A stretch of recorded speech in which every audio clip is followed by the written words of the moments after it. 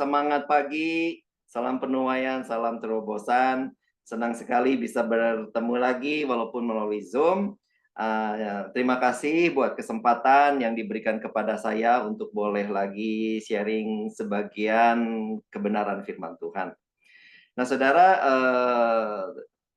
sharing pagi hari ini terinspirasi dari khotbah ibadah raya kita hari Minggu lalu, di mana Pak Yongki menceritakan soal Abraham. Jadi saya teringat akan istri Abraham yang bernama Sarah ya. Jadi kita mau bahas, mau belajar sedikit tentang Sarah ya.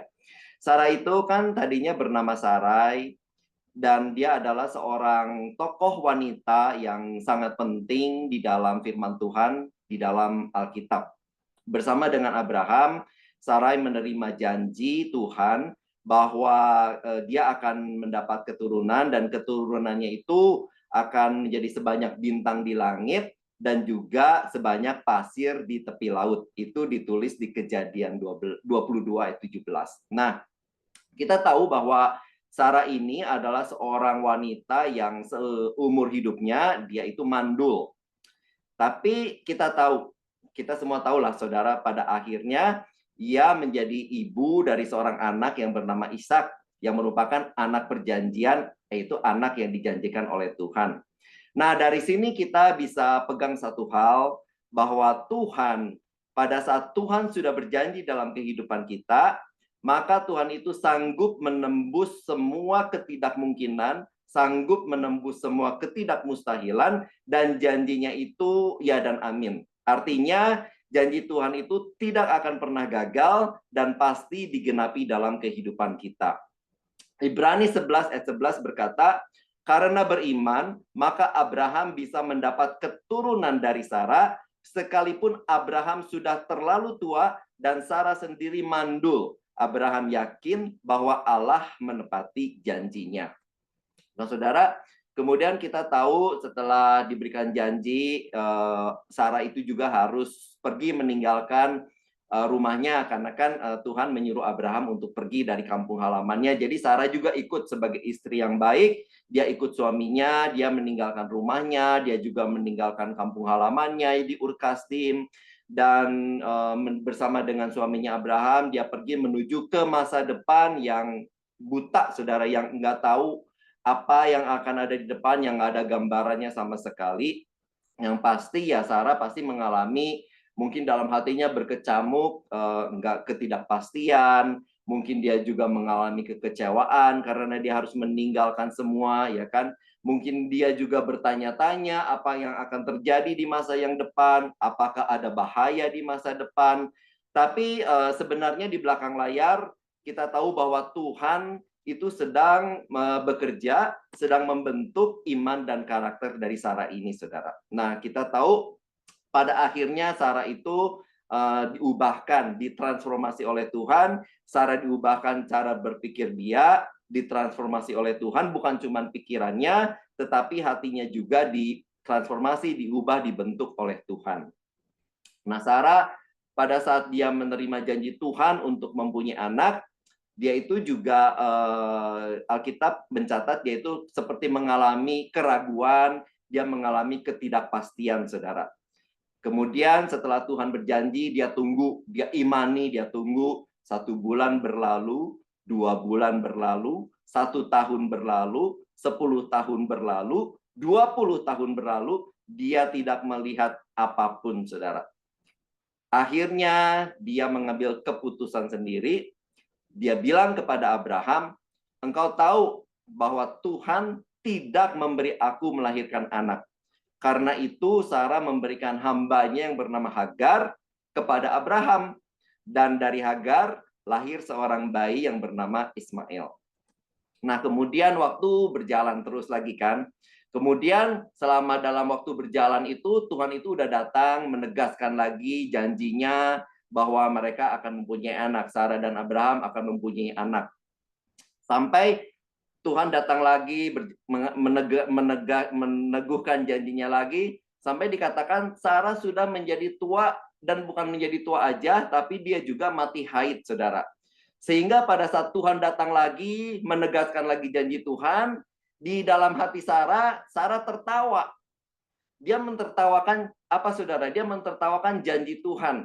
Dia berkata, mana mungkin, ya kan? Waktu Tuhan bilang, aku akan memberikan engkau anak. Kemudian karena dia udah menunggu, dia tertawa. Dalam hatinya dia berkata, mana mungkin. Keadaan aku dan keadaan suamiku udah begini. Kita udah tua. Dikatakan bahkan di firman Tuhan, mana mungkin aku berahi kepada suamiku, ya kan? Jadi Sarah itu bimbang, Sarah itu ragu. Imannya menjadi lemah pada saat penantian. Dia gagal mempercayai janji Tuhan, bahkan mentertawakan, mencemoohkan janji Tuhan. Dia berkata, udahlah, janji itu udah aku dengar dari dulu, dan engkau juga berkali-kali datang meneguhkan, tapi sampai detik ini apa buktinya gitu kan? Aku nggak ada tanda-tanda, ada benih di dalam rahimku, aku nggak hamil, bahkan sekarang aku udah tua, bahkan aku sekarang udah mati, udah haidku udah mati, masa suburku udah lewat, kata Sarah begitu kan? Tapi kita tahu akhirnya, dan dari kisah ini kita harus pegang baik, saudara. Pada pagi hari ini kita harus pegang baik dan simpan tanam dalam hati kita, Tuhan tetap setia. Bahkan pada saat kita sedang bergumul di dalam ketidakpastian kita sedang bergumul dalam keraguan-raguan kita sedang bergumul di dalam pikiran kita, hati kita galau, hati kita gundah, sampai akhirnya kita seperti Sarah menyerah kepada janji Tuhan. Kita bertanya-tanya apakah janji Tuhan akan digenapi atau tidak, tetapi tanamkan baik pada pagi hari ini, di dalam hati dan pikiran kita, Tuhan tetap setia, janjinya tidak pernah gagal, dan waktu Tuhan adalah waktu yang terbaik. Tuhan bisa melakukan hal yang mustahil, yang tidak mungkin bagi kita semua. Dan kita tahu Sarah akhirnya melahirkan Ishak pada umur 90 tahun. Abraham suaminya berumur 100 tahun. Masa penantian mereka 25 tahun. Jadi saudara bisa bayangkan pada saat Sarah pada akhirnya menggendong anaknya Ishak, saudara, bayi yang ditunggu-tunggu, bayi yang sekarang itu ada dalam pangkuan yang yang menangis dalam pangkuannya, yang begitu real, dia pegang, dia gendong, maka sekarang tangisan sedih dia dulu itu berganti dengan tangisan sukacita, saudara. Yang tadinya tertawanya adalah tertawa cemoohan, sekarang dia menjadi tertawa yang penuh dengan kegembiraan. Tadinya tertawanya adalah tertawa kekecewaan, sekarang dia tertawa bahagia, saudara. Bahkan Ishak itu kita tahu artinya dia tertawa, saudara. Makanya benar sekali kalau firman Tuhan berkata, Tuhan itu bisa mengubah ratapan kita menjadi tarian, ganti duka cita kita menjadi sukacita. Mazmur 30 ayat 12. Ratapanku telah kau ubah menjadi tarian gembira. Menjadi tarian gembira. Kau ambil kesedihanku dan kau penuhi dengan sukacita, saudara. Jadi, pada pagi hari ini apa yang kita bisa pelajari dari kisah Sarah ini, saudara? Kadang di dalam perjalanan kita ikut Tuhan Yesus, iman kita itu kadang bisa turun, saudara.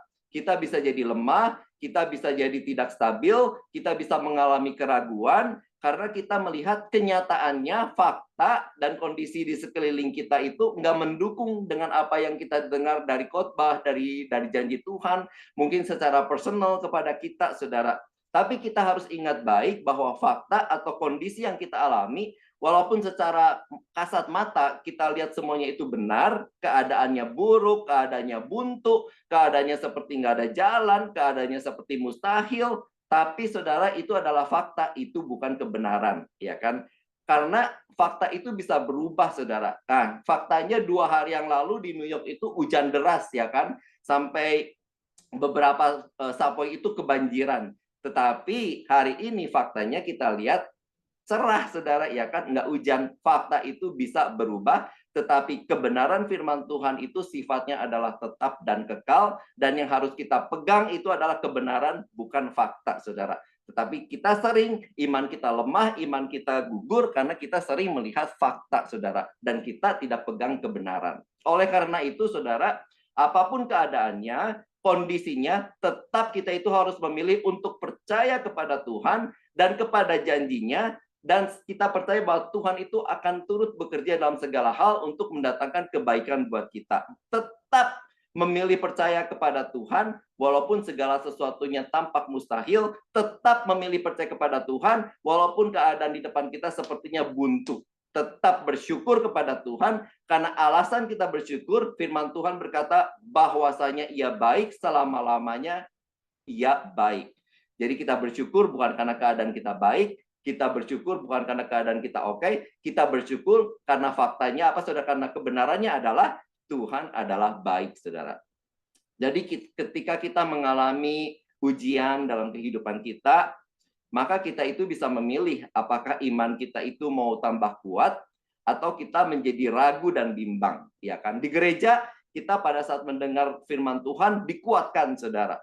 Wah, haleluya, ya kan? Tapi kemudian kita pulang 1-2 jam kemudian kita lihat fakta, kita lihat keadaan yang sama-sama aja, kita jadi lemah lagi, saudara. Tetapi yang pasti, saudara, setiap kejadian ujian yang Tuhan alami, ada masalah dalam kehidupan kita, ada keadaan yang tidak baik yang kita alami, itu ada yang sesuatu yang terjadi di dalam diri kita, saudara. Dan respon kita bisa membuat kita itu menjadi pribadi yang lebih baik, atau malah menjadi pribadi yang lebih hancur, saudara. Yang pasti sesuatu sedang terjadi dalam kehidupan kita. Sesuatu sedang berubah dalam hati kita. Sesuatu sedang berubah di dalam pikiran kita. Karena masalah atau ujian yang Tuhan izinkan tidak akan pernah membuat kita sama, saudara. Mungkin saat ini dari kita ada yang sedang menunggu sesuatu. Ada mungkin Tuhan pernah janjikan kita sesuatu melalui hamba-hambanya mungkin, saudara. Ya kan, kita sering kalau di dalam worship from home, bahkan zaman-zaman COVID dulu, ya kan, Ibu Ruth Julia terutama sering bernubuat juga, sebagian dari kita dinubuatkan. Kemarin juga saya dinubuatkan oleh pendeta yang dari Malaysia itu, saudara. Dan saya tunggu, dan apa yang dikatakan hambanya itu benar sekali, tetapi belum terjadi, saudara, ya kan? Belum melihat apa-apa. Dan saat ini sebagian mungkin ada yang menunggu apapun itu, saudara, dalam kehidupan kita, saudara. Tetapi kita tidak melihat ada tanda-tanda untuk digenapi, saudara. Sama seperti Sarah, saudara. Kita mungkin mulai menjadi kecewa karena penantian kita, sehingga kita juga seperti Sarah dalam tanda kutip tertawa, mentertawakan kepada janji Tuhan, saudara. Mencemooh janji Tuhan, saudara. Saudara, kalau kita juga baca Mazmur yang banyak ditulis oleh Daud, di mana Daud itu dikatakan adalah orang yang berkenan di hati Tuhan. Saudara, kalau kita baca Mazmur, Daud itu juga sering menumpahkan kekecewaannya. Dia sering menuangkan capek hatinya, saudara, dalam Mazmur-Mazmurnya itu, saudara. Isinya itu banyak mengeluh kepada Tuhan juga, saudara. Jadi isi Mazmurnya Daud itu nggak selalu tentang, wah saya bersuka cita, haleluya, puji Tuhan. Enggak, saudara. Banyak juga Daud itu menumpahkan sejujur-jujurnya di hadapan Tuhan. Saya ambil contoh ya. Mazmur 42 ayat 3. Daud berkata, siang malam aku menangis, hanya air mata makananku. Sepanjang hari musuhku bertanya, di mana Allahmu? Mazmur 43 ayat 2. Engkaulah Allah pelindungku. Mengapa engkau meninggalkan aku? Mengapa aku harus terus menderita karena ditindas oleh musuh-musuhku? Mazmur 77 ayat 10.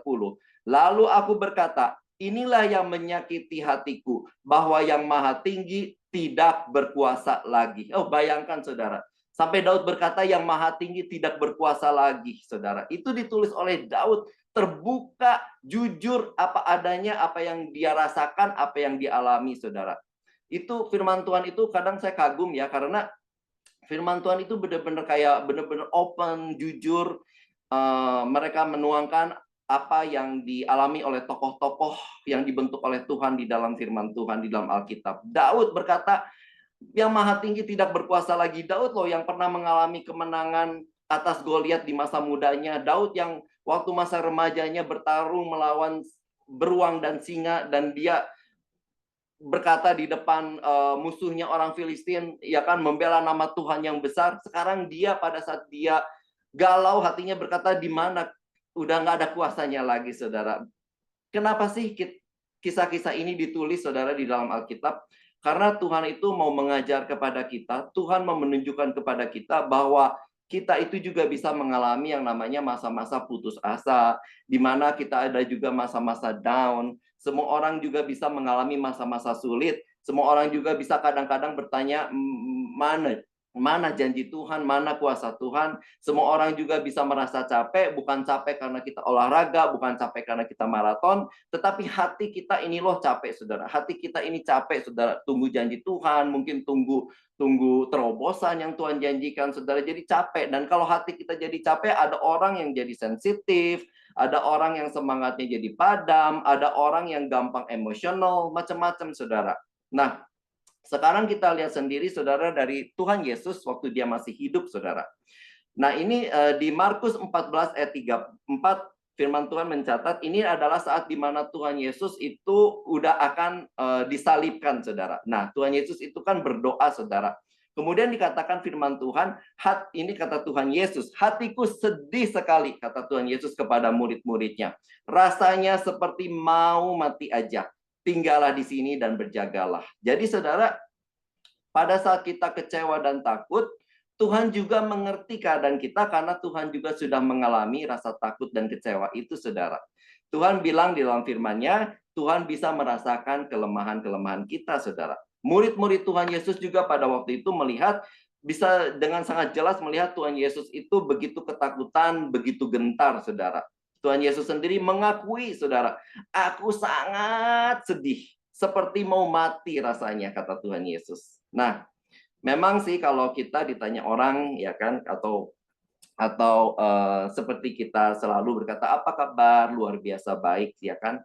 Tapi kenyataannya kadang kita nggak dalam keadaan luar biasa baik, saudara. Mungkin kita ada dalam keadaan kecewa, mungkin kita ada dalam keadaan ragu, mungkin kita dalam pergumulan, dan kita selalu menjawab, oh luar biasa baik, which is okay, saudara, karena itu mungkin itu adalah iman kita, saudara, ya kan, is okay, saudara. Tapi dalam hati kita harus akui bahwa kalau kita ini lagi kecewa, kalau kita ini lagi ada luka, kalau kita ini lagi marah, kalau kita ini lagi ada ragu pada rencana Tuhan, apa yang mau Tuhan buat hari depan saya, kita sedang mempertanyakan kasih Tuhan, kita sedang bertanya, Tuhan apa yang harus saya lakukan saat ini.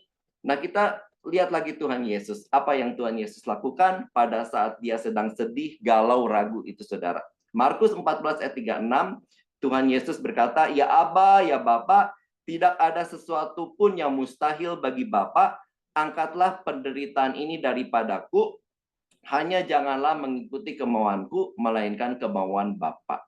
Dengan kata lain, Tuhan Yesus bilang kepada Bapa, Tuhan kalau bisa, Bapa kalau bisa batalin rencanamu untuk menyalibkan aku. Karena tiada yang mustahil bagi engkau. Engkau bisa membatalkan rencana penyaliban atas diriku, kata Tuhan Yesus. Tuhan Yesus mengalami hal yang sedih, saudara. Dan kalau kita alami hari ini, maka itu adalah sesuatu yang natural juga, saudara. Dan rasa seperti ini bisa dirasakan juga oleh semua orang, saudara. Jadi nggak usah takut, nggak usah disangkal. Kalau kita lagi sedih, lagi lemah, bawa semua ke hadapan Tuhan, saudara. Kita bawa semua keadaan sedih kita bawa semua kekecewaan kita mau respon, saudara, supaya respon kita itu membawa diri kita menjadi pribadi yang lebih baik. Kemudian Tuhan Yesus melanjutkan doanya berkata begini, saudara. Tetapi janganlah apa yang aku kehendaki, melainkan apa yang engkau kehendaki. Diulang lagi, saudara. Jadi pada saat Tuhan Yesus takut dan gentar pun, Tuhan tetap bilang, jangan apa yang aku inginkan, tetapi apa yang engkau inginkan. Jadi Tuhan Yesus itu sambil berdoa sambil merenungkan, saudara. Dia merenungkan, apa sih yang Bapa mau, ya kan? Apa sih yang Bapa kehendaki? Apa sih rencanamu, Bapa? Kenapa sih alasan itu engkau lakukan? Doa yang sama Tuhan Yesus panjatkan, saudara. Doanya itu lagi, saudara, ya kan? Karena lagi sedih, lagi bingung, dan nggak terlalu banyak kata. Kita juga kadang begitu, saudara. Pada saat kita overwhelmed dengan keadaan hati kita yang lagi sedih, yang lagi bingung, kadang kita itu nggak tahu doa aja mesti berkata apa, saudara, ya kan? Tuhan Yesus setelah 3 kali berdoa yang sama, akhirnya dia bilang kepada murid-muridnya, tidurlah sekarang dan istirahatlah. Saatnya sudah tiba. Lihat, anak manusia diserahkan ke tangan orang-orang berdosa. Setelah Yesus berkali-kali berdoa yang sama, akhirnya dia merasa tenang karena dia berserah kepada Bapa, saudara. Tuhan Yesus berkata, ya udah Bapa, aku setuju dengan rencanamu Bapa, aku ikut rencanamu Bapa, jadilah sesuai kehendakmu. Saudara, di masa-masa sulit, Tuhan Yesus yang tadinya berkata, Tuhan, Bapa, Engkau tuh bisa melewatkan aku semua. Tetapi dia datang kepada Bapa, dia renungkan, akhirnya dia setuju, apa yang Bapa kehendaki biar terjadi. Akhirnya saudara, Tuhan Yesus sendiri mengalami perubahan di dalam hatinya, di dalam pikirannya. Dia akhirnya bisa berasa tenang, ya kan? Makanya dia berkata, ya sekarang istirahat, ya kan? Saatnya udah tiba, mau diserahkan ke tangan orang-orang berdosa, saudara. Saudara, kalau kita sedih, kita datang pada Tuhan, udah pasti Tuhan itu hibur kita. Karena apa? Matius 5 ayat 4 berkata, berbahagialah orang yang bersedih hati, karena Allah akan menghibur mereka, saudara. Jadi, di masa-masa sulit, walaupun kita belum bisa melihat janji Tuhan, tetap datang pada Tuhan. Tuhan pasti akan menerangi kita dengan firman-Nya. Tuhan akan membuat kita tampil sebagai pemenang yang meraih semua janji Tuhan. Sama seperti Tuhan akhirnya memberikan menggenapi janjinya pada Sarah, saudara, sehingga Sarai menjadi Sarah, Abram menjadi Abraham, Simon menjadi Petrus, Saulus jadi Paulus, Thomas juga jadi percaya, Yusuf juga memilih untuk mengampuni saudara-saudaranya, dan Tuhan Yesus sendiri akhirnya memilih untuk menyelesaikan karya salibnya untuk menebus hidup saudara dan saya. Saudara, supaya kita punya pengharapan di balik semua masalah, di balik semua luka kita, di balik semua kekecewaan kita, bawa kepada Tuhan semuanya, saudara. Jujur di hadapan Tuhan, saudara. Kita punya pengharapan yang pasti bahwa janji Tuhan itu pasti digenapi dalam kehidupan saya dan saudara-saudara. Amin. Jadi pagi ini simple aja, saudara. Kalau ada dari kita yang sedang mengalami jalan buntu, putus asa, kecewa, sedih, jangan berhenti berharap, saudara. Tetap percaya pada Tuhan, bawa semua kekecewaan, tumpahkan di hadapan Tuhan, dan kita tahu bahwa janji Tuhan adalah ya dan amin, dan pasti akan digenapi. Dan seperti tokoh-tokoh Alkitab itu, saudara, yang diubah namanya, saudara, melambangkan bahwa mereka meraih janji-janji Tuhan. Demikian juga kita, biar diubahkan Tuhan menjadi pribadi yang lebih baik, menjadi kesaksian. Haleluya, terpujilah nama Tuhan Yesus. Amin.